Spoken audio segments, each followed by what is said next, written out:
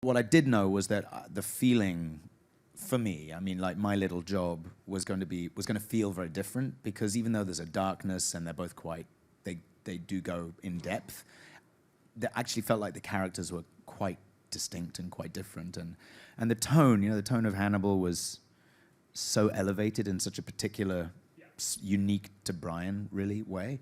And this show is elevated because they're all living in this weird, specific situation, but for all of that, we're always trying to make it, well, 85% of the time, trying to make it as naturalistic as we can, and that was not true of Hannibal. That was different.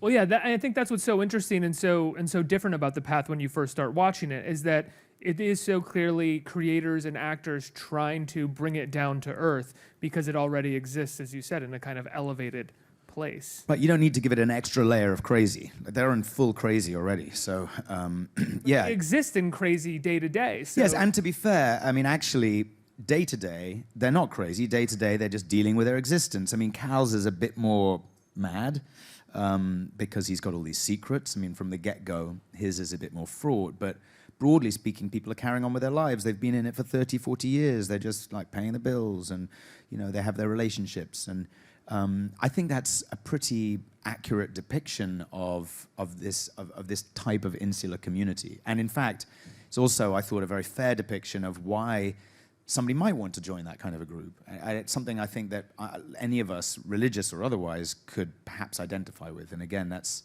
if you don't get that feeling from the show, if you don't get that feeling of, oh, this is something beautiful about this, and there's a certainty that these people have which is appealing, and there's a kindness even, and a supposed transparency. If you can't get all of that, then we failed, for sure.